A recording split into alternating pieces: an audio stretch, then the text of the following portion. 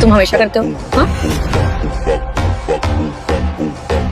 भाग्या की हंसी नक्श के कान में चुभने लगी थी।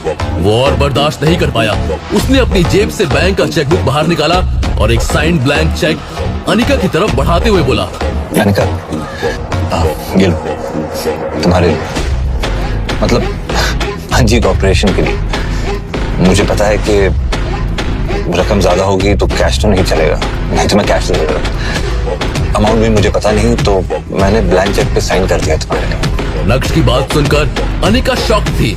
उसी स्टेट में उसने नक्श के हाथ से वो ब्लैंक चेक ले तो लिया, लेकिन उसे समझ नहीं आ रहा था कि वो रिएक्ट कैसे करे। दूसरी तरफ भाग्या ये सीन देखकर और भी जोर से हंसने लगी और उसे लगा जैसे नक्श तो वाकई में बहुत बड़ा बेवकूफ है जो उसके कहने पर कुछ भी हरकतें कर रहा है। भाई साहब, अंजी कॉर्पोरेशन को बचाना है, बेचना नहीं है।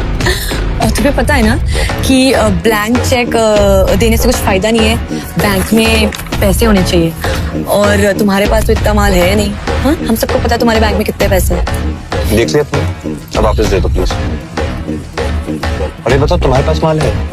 नहीं, लेकिन अभी भाग्या ने बोलना शुरू ही किया कि तभी नक्श ने उसे बीच में ही टोकते हुए कहा, इसके बाद खुद खर्च करने के लिए नहीं होता ना, वो फ्री में ज्ञान नहीं बांटता, ठीक है?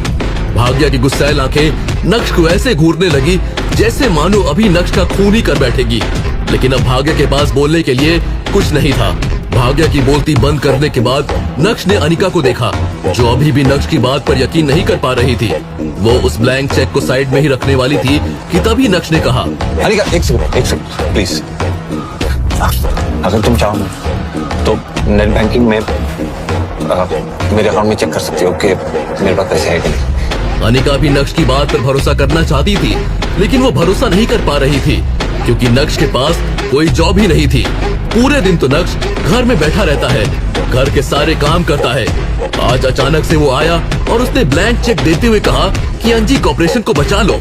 अगर अनिका की जगह कोई भी होता तो उसके लिए भी नक्श की बात पर यकीन करना उतना ही डिफिकल्ट होता जितना अभी अनिका को हो रहा था।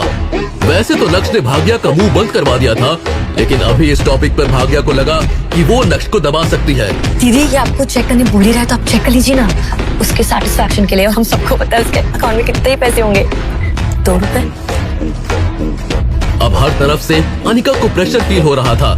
अनिका ने एक बार फिर से नक्श की ओर देखते हुए कहा, नक्श, तुम सच में चाहते हो कि मैं तुम्हारा बैंक अकाउंट चेक करूं? हाँ, मैं सच में चाहता हूँ कि तुम मेरा बैंक अकाउंट चेक करो, क्योंकि मैं तुमसे तो कभी झूठ बोलूंगा नहीं। अनिका, अनिका से ज्यादा तो भाग्या एक्साइटेड दिख रही थी। तुम क्या लैपटॉप के अंदर ही घुस जाओगी क्या? बैठ जाओ, आराम से, देख रही है ना, बैठो। तुरंत ही नक्श ने अनिका को कस्टमर आईडी बताया और धीमी आवाज में बोला, वैसे पासवर्ड हमारा बर्थ डेट है। पासवर्ड एंटर करने के बाद जैसे ही बैंक की साइट ने उस अकाउंट का बैलेंस दिखाया, वैसे ही अनिका के तोते उड़ गए।